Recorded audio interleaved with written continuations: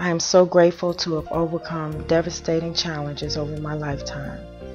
It's for this reason that I am passionate and obligated to share my faith, my hope, and my life.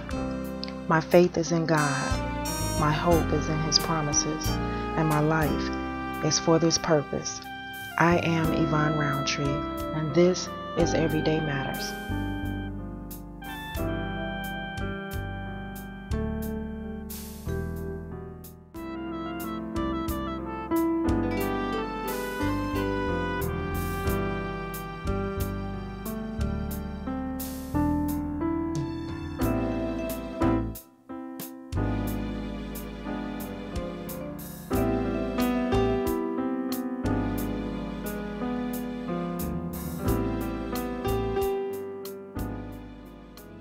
My mom is here, Gloria Wesley, and we're going to share a very personal story with you that we hope will bless you. So, this is my mommy, and we're here to share some things about our relationship and allow you to see into our family how we have overcome so many things and how God has allowed us to be strong and to have a loving and healthy relationship in spite of those things. Mom. Hello. I'm here today because I'm really proud of my daughter.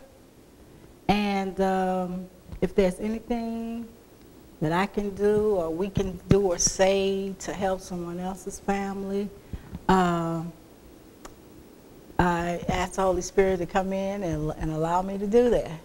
I could see where God has His hand in my life from a wee child. He has had a plan for me, and like people say you make mistakes by choice, and I thought my daughter was a mistake by choice, but now I can see where God's hand was in that because He wanted this child here, and she's here for a reason, and I'm here for a reason. He had our family go through the things that we went through for a reason to be where we are today. There was a time when me and my daughter did not like each other. I thought she was a spoiled brat, and she thought I was an unfit mother. So, you know, there was a time when we weren't where we are today. And God took us through that for a reason. I thought she was a spoiled brat because she was the only child. My grandmother spoiled her, and she felt that I was an unfit mother because I probably wasn't there for her a lot of times when God had me going through something that I had no idea that the Lord had me going through. I thought it was poor choices and choosing the wrong friendships and the wrong paths, but the Lord had me go through drugs and alcohol because He wanted me to be able to reach out to those. He saved my life because a lot of us during that time, which my sister is one, they're passed on, but the Lord, He saved my life. Yeah, a lot of my friends, my sister, My aunt on my father's side. yeah, Died. Deceased, yes. Yeah, from drugs and alcohol. And I mean, had strokes. They're disabled. Yeah. A lot of them are disabled and wheelchairs, passed on. But the Lord saved my life. And He had me to go through what I went through in order to help other people. He sent me to school. I tell everybody I didn't go to school because it was my choice to go to school. The Lord sent me, and my first degree was addiction studies. And my bachelor's degree is in applied behaviors. So my purpose was to help God's people. I realized that. I read this book called Purpose Driven Life. When I read that book, showed me that I needed to get myself into a church because God had a purpose for my life, and it was up to me to find out what that purpose was. And that's when my church came in. That book said you have to get in a church, you have to work in your church. You can't just go to your church and just be a member, come home, do the same old thing. You have to participate, to work in your church, to pay your tithes, to pay your offerings, and to read your Bible. Yes. So reading that book, I got focused on my purpose. What is my purpose? That's real important. Helping God's people. And I'm like, in which way, God, do you want me to help your people? And during that process, everything else started falling in line, like my relationship with my daughter. She started getting into the Bible and getting to the church. And I think we've always been real close, though. But I guess when you were young and I was young, because I was growing up as you were growing up, I was growing up. So I was kind of probably spoiled brat, too. Because the grandparents, the same ones that raised you, raised me. Exactly. You know how to give you everything if you fall out, you know, act up. Yes. So I was a spoiled brat. She was a spoiled brat. And a spoiled brat trying to raise a spoiled brat. And the Lord just raised both of us. And just being young, yeah. And now we have this relationship where we're saying, I love you all day. We've always, I think, been kind of close. We used to always go places. Yeah, we and did. do things. Wherever she wanted to go, I would go, or wherever I tell her I'm going, she would go. And we're just here right now trying to do whatever we can to help God's people. And I'm praying that this show will be able to reach out to some mothers and daughters that are struggling, and you really don't understand why there's purpose for that. Yes. And I hope you find the positive side of the reason why. Of the struggles, yes. Of the struggles Absolutely. you're going through with your daughter, your son, the children. And one thing that I was thinking of when you said, you know, when we didn't like each other, but we always loved each other, and that's the most important thing. You have to remember that you love this person, you love your parent. And for a lot of the reason that you're disappointed or frustrated is because you love them and you have certain expectations for them. And when those expectations are not met, it frustrates you or it disappoints you. And then that can turn into anger and bitterness and all kinds of other negative emotions. But if you just remember the love, there's one thing about my mom.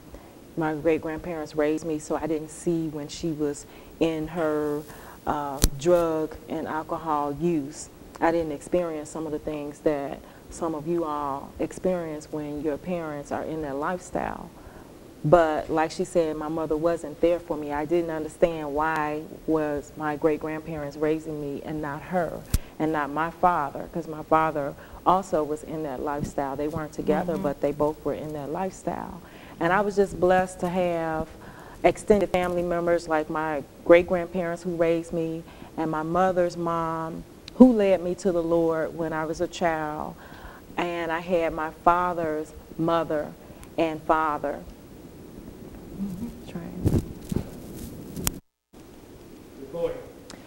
So, you know, like you were saying, I had my great-grandmother and great-grandfather who raised me. And then I had my grandmother, your mom, and then I had my father's mom, and I had grandfathers on both sides, and I was very close with all of my extended family.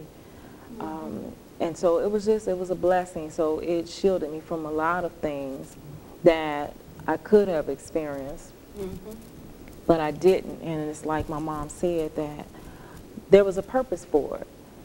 And my life had a purpose. And she was chosen, her and my father were chosen to be my parents. And that had a purpose. Stay with us. We'll be right back after this message.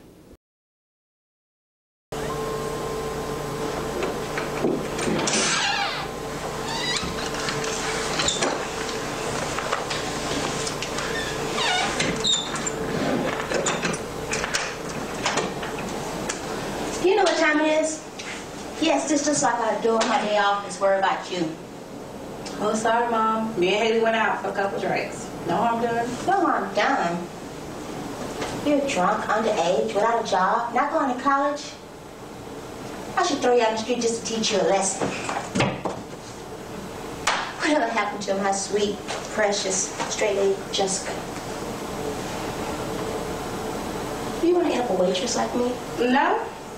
Well, maybe. I graduated. What more do you want from me? Yeah, from high school, big whoopee. Okay, so I'll go fill out an application at Starbucks tomorrow. Great. Mother's dream for her daughter comes true. What is your problem? Just because Dad left. Dang. I wanted more for her. I didn't want her to end up like me.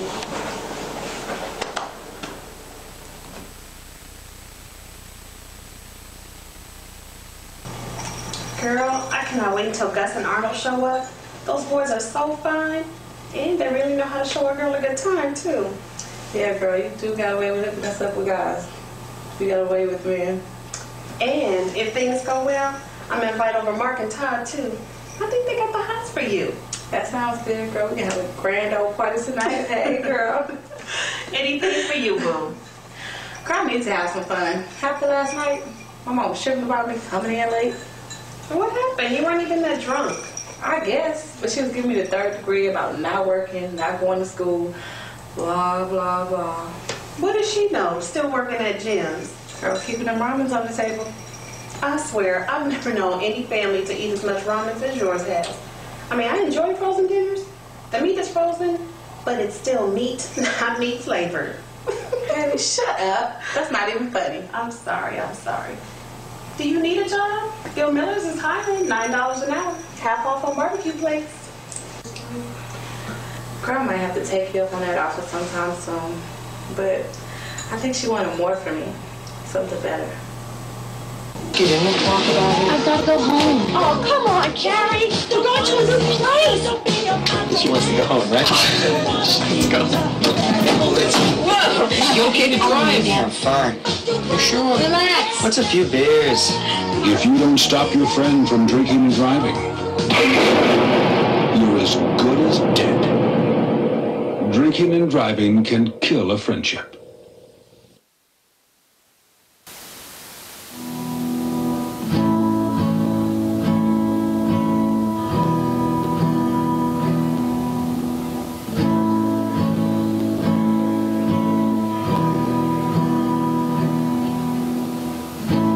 Looks like rain again today. Dark clouds gather and fill the sky. Don't know how to talk to you, just know how to say goodbye.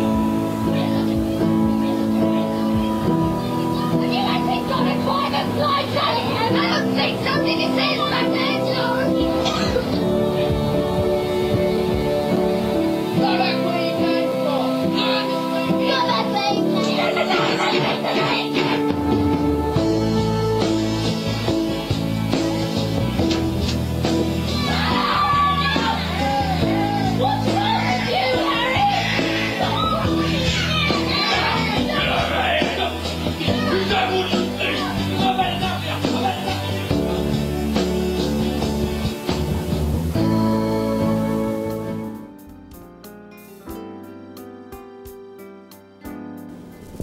So, you know, it didn't take a lifetime, and I'm grateful for that, for me to realize that. But it did take a lot of time, and I can remember the process, and I can remember the very time that it happened when I realized that, first of all, you know, this is my mom, and I love her. And I always had the respect for her as a mother. I never lost that. And I always treated her with respect, for the most part. I think you were my reason for going to rehab. I don't know if I told you or you knew, but you said, okay, come on, I'm taking you to rehab. You told me. And that's what I respected. That was the process of my recovery, right? That's when it stopped right there. And we did it together. I I took her, and yes, you did tell me, and I respected that because I didn't know that there was anything wrong. And when you told me, you know, I was just really like, okay, well, I didn't think it was that serious, but that was one of the reasons why I respected my mother. I'm going to take you, okay then. I don't know, maybe the Lord brought it to your consciousness, take her to rehab. So I'm like, okay, I'm going. And whatever I have to do. I respected that so much because it let me see the strength that was in you, the discipline that was in you, that allowed you. That's right, the God. He's always been there with me all through all that. Yes. I recognized him. I felt his presence all the time while I was going through. Yes. And I went to meetings with her, and I came to see her regularly, and we went through it together. So much so that years after her recovery, I found myself being a substance abuse facilitator for groups. And, you know, it was amazing. And I felt that I owed it to people. And my father, I lost my father some years ago. Like my mom said, he was one of the people that didn't make it out. And I felt that I owed it back because I saw how recovery together, working through recovery together, it saved my mom. It saved our relationship. It saved our entire family, those who were left. It saved us. And that's what I say to those of you who may be out there struggling with your families right now. Don't give up on your family member. There are some things that you do have to do in order to not enable them. But at the same time, if you don't do anything else, continue to pray and continue to have hope in their recovery. I always loved my mom's tenacity, her strength, her endurance, and I think that that was one of the things that I got from her in watching her go through certain things. But to see her now, you know, a college graduate, and she just gets more beautiful every day. So I tell my new husband that you see what you got to look forward to. You see how I'm going to look when I get to be that age. So I'm just really, really proud of her. I'm really proud of her. And she's an inspiration. She is such an inspiration to me. I thank God he had me to bring this daughter here. I mean, that was my purpose, because God, there was no mistake. You think it's a mistake when you have a child at 14 years old. There was no mistake. That was all in God's plan to bring this beautiful daughter here. And she's been such an inspiration to me. Sometimes I be want to be doing some naughty stuff, and she'd be like, "No, Mother, that is not right." And I'd be like, that was the mother. She's a little spicier than me. I'm sure you could tell. She had a little spice. That's not no mother. That's that's a pastor. And I'm like, so. Yeah, so this is a part of my mom's personality that I'm just grateful that through all of the challenges that she went through, she's never lost her humor. I think it gets more and more every year. So she just keeps us laughing all the time. She has everybody laughing. So I just hope that this has brought some hope to you or someone that you know. Share this with them. And we're also going to provide some information of some places where you can go to get some help for your family or for someone that you might know that you can refer them to, and be able to stay together as a family and work together at this. It is a family issue. If one person is an addict, if one person has a habit, if one person has a problem, it's going to affect the whole family anyway. So you may as well try to work through it together. And it's not easy. It's not going to be easy. There has been times where we had to just distance ourselves from each other. And we had to work out our own issues apart from each other. We couldn't work them out together. And that's okay, as long as you have love. And I always knew my mom loved me, and she always knew I loved her. Like you were saying, we have certain expectations as mothers of our children. We know we make mistakes, but we try to avoid them making the same mistakes. But sometimes it's all in God's plans. Like my daughter, I was a young mother. My mother was a young mother. My daughter was a young mother. I didn't want that chain of action, but it's always all in God's plan. She has beautiful children. I am proud of each and every one of them. So when our children have children, we have to embrace them and still give them love. We feel like it's a mistake and we want them to go to school, but they can still go back to school. Like I went back to school, like my daughter went back to school. It's never too late. It's all in God's plan when these children come in the world. Who knows? Next president? Yes. Hey, Exactly. I just want to reach out to you mothers that may be disappointed about your young girl having children. Or your son. Your Yes, son. when they have children young. And for me, I want you also to know that my children were my inspiration to turn my life around, because I was in a lifestyle myself of just destruction, you know, one thing after the other.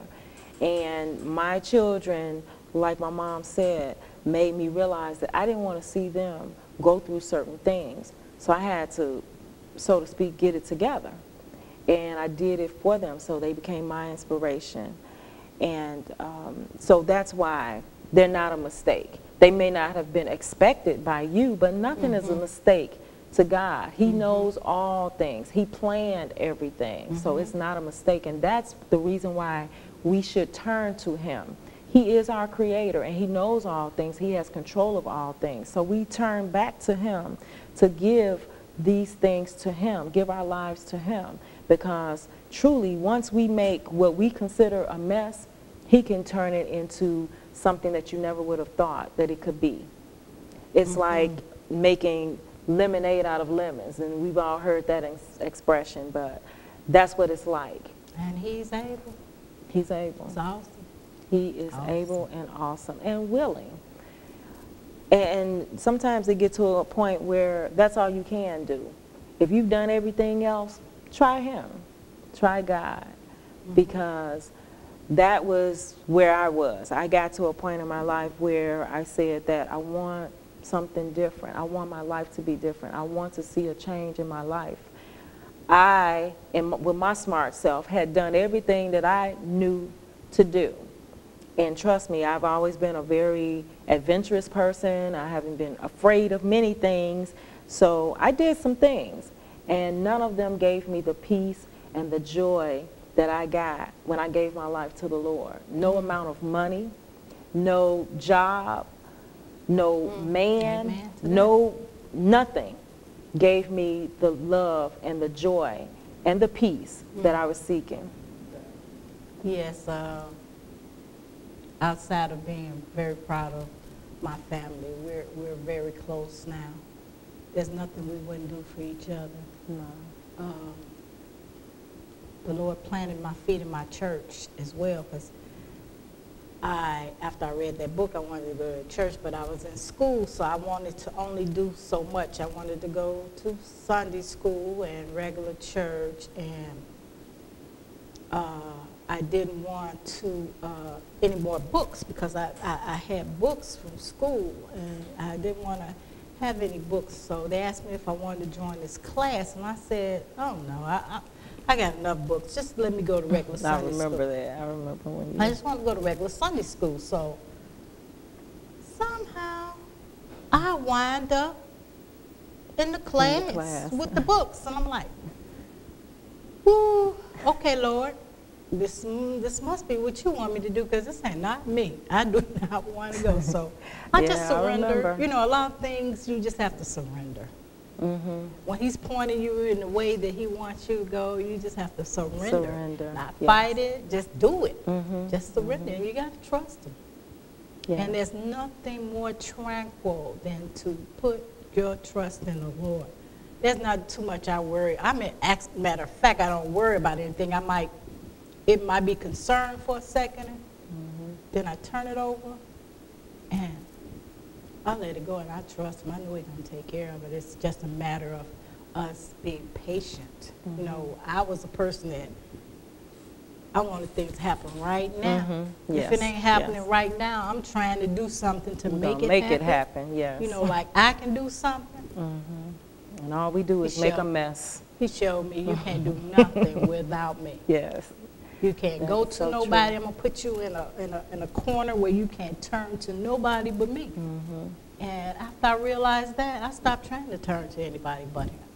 When he showed me Go that, straight to him. I'm like, okay, I get it.